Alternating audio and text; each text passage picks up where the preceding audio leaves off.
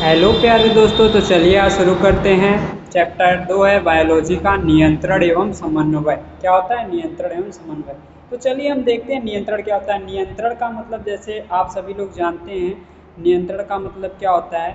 नियंत्रण का मतलब होता है किसी भी चीज़ पे नियंत्रित करना, माने सीधा समझिए जैसे आप लोग कहते हैं आम भाषा में कंट्रोल करना। ठीक है, तो हमारे शरीर के कार्यों को या अंगों को जो नियंत्रित करता है उस प्रक्रिया को नियंत्रण कहते हैं। माने हमारे शरीर के जो अंग हैं, जो कार्य हमारे शरीर द्वारा किया जा रहा है, उन कार्यों का नियंत्रण जो करता है, जो नियंत्रित करता है, उनसे क्या कहते हैं, नियंत्रित करना ही क्या कहलाता है, नियंत्रण। माने कार्यों को नियंत्रित करना ही क्या कहलाता है, नियंत्रण कहलाता है।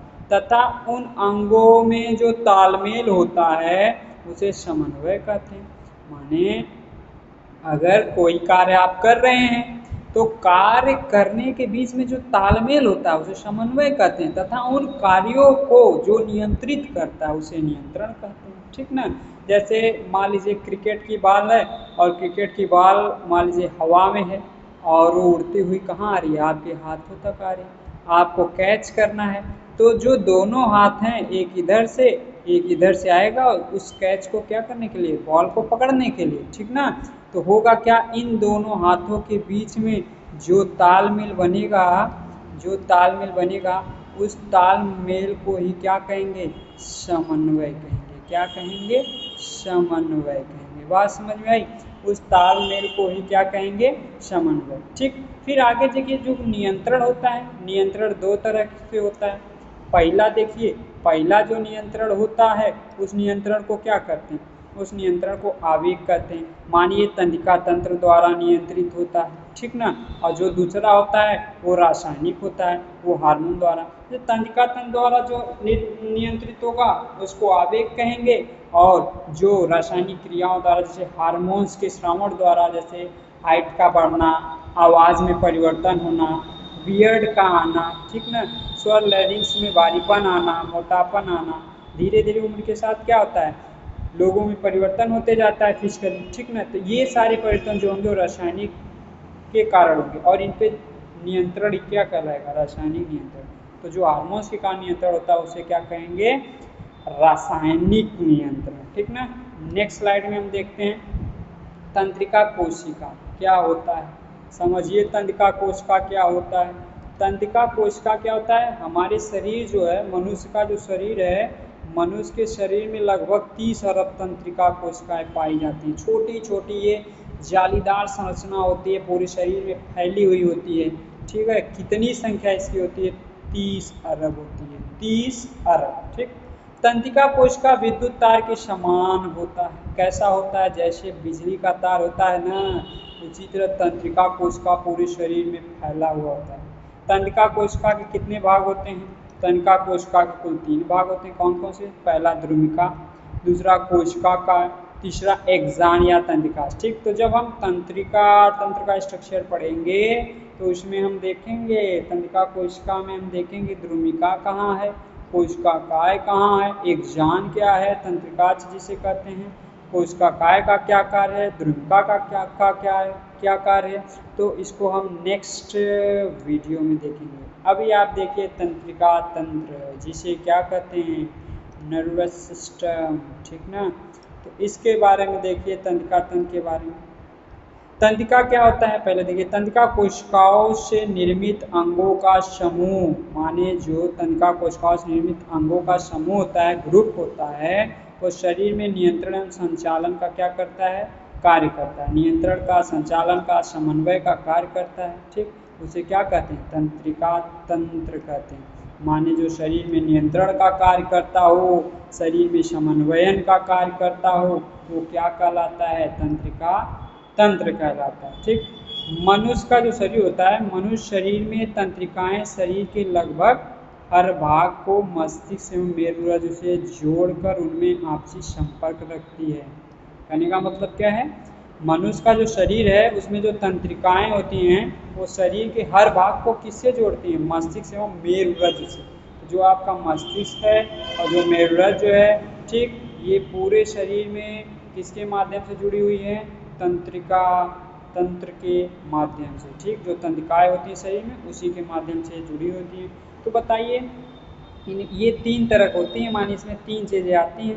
तंत्रिका तंत्र में कौन कौन आता है? पहला तो ब्रेन आता है, कौन? एक आपका ब्रेन हो गया, ये तंत्रिका तंत्र के अंतर्गत आता है। स्पाइनल कॉर्ड, स्पाइनल कॉर्ड का मतलब क्या होता है? मेरुरज्जु, क्या बोलते हैं इसको? मेरुरज्जु, ठीक ना। तो जो मेरुरज्जु होता है और इसके बाद नर्व्स माने तंत्रिकाएं, ये तीनों तंत्रिका तंत्र के अंतर्गत आती हैं, ठीक है। नेक्स्ट स्लाइड में हम देखते हैं तंत्रिका तंत्र के प्रकार। तंत्रिका तंत्र कितने प्रकार को होते हैं ये इस चीज़ में इस वीडियो में आप समझेंगे। इसके बाद जो नेक्स्ट वीडियो आएगा उसमें हम प्रकार के बारी बारी से विभेदीकरण करेंगे, बारी बारी से देखेंगे, ठीक ना, कि क्या क्या होता है। तो पहला तंत्रिका तंत्र का प्रकार है केंद्रीय तंत्रिका तंत्र, इसको बोलते हैं सेंट्रल नर्वस सिस्टम, ठीक। दूसरा है परिधीय तंत्रिका तंत्र, इसको क्या बोलते हैं? Peripheral nervous system.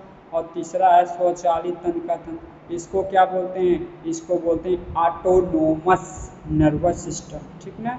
तो जो केंद्रीय तंत्रिका तंत्र ये पहला भाग हो गया, ठीक, और परिधीय तंत्रिका तंत्र दूसरा भाग हो गया, स्वचालित तंत्रिका तंत्र तीसरा भाग हो गया। तो टोटल कितने भाग होते हैं तंत्रिका तंत्र के? कितने प्रकार होते हैं? 3, पहला केंद्रीय, दूसरा परिधीय, तीसरा स्वचालित होता है, ठीक। तो केंद्रीय तंत्रिका तंत्र क्या होता है इसको आप थोड़ा सा देख लीजिए। जो केंद्रीय तंत्रिका तंत्र होता है, पहली बात तो ये शरीर के विभिन्न अंगों पर क्या करता है?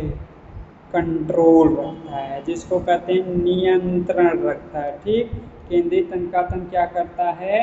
ये स्वयं पे भी नियंत्रण करता है तथा किस पर नियंत्रण और करता है? यह स्वयं पे नियंत्रण के साथ साथ शरीर के समस्त तंत्रिकाओं का भी नियंत्रण करता है। माने जो तंत्रिकाएं होती हैं शरीर में फैली हुई, उस पर भी कौन नियंत्रण करता है? ये आपका केंद्रीय तंत्रिका तंत्र नियंत्रण करता है, ठीक। तो स्वयं पे नियंत्रण के साथ साथ तंत्रिकाएं जो हमारे शरीर में फैली हुई हैं उस पर नियंत्रण करने का काम केंद्रीय तंत्रिका तंत्र करता है, ठीक ना। यहाँ बात समझ में आई आपको? फिर देखिए इसमें क्या होता है, जो केंद्रीय तंत्रिका तंत्र होती है ये 2 भाग में बटी हुई होती है। क्या होती है? 2 भाग में। इसमें पहला भाग इसका होता है मस्तिष्क, कौन सा होता है? मस्तिष्क, जिसको आप कहते हैं ब्रेन इंग्लिश में, ठीक है। और दूसरा भाग क्या होता है? दूसरा भाग आपका होता है मेरुरज्जु, क्या होता है? मेरुरज्जु, जिसे आप स्पाइनल कॉर्ड बोलते हैं। बात समझ में आई? जिसे आप स्पाइनल कॉर्ड बोलते हैं, ठीक। तो मस्तिष्क तो बहुत बड़ा है, मस्तिष्क क्या है डिटेल में पढ़ना होगा तो उसको हम नेक्स्ट वीडियो में पढ़ेंगे, क्योंकि मस्तिष्क छोटा नहीं है, इसके कई भाग हैं।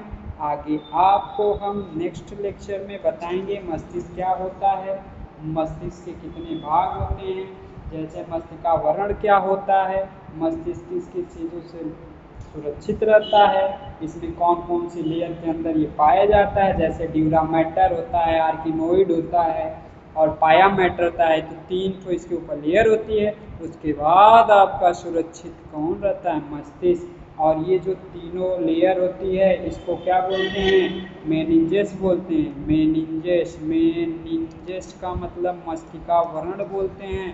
और इन मस्तिष्कावरण के बीच में तथा मस्तिष्क के बीच में एक द्रव होता है जिसे सेरिब्रो क्या बोलते हैं? जिसे सेरिब्रो स्पाइनल बोलते हैं। ये द्रव क्या करता है? चोट से सुरक्षित रखता है मस्तिष्क को, ठीक है। तो ठीक है दोस्तों, तब तक के लिए धन्यवाद। नेक्स्ट वीडियो में मिलते हैं।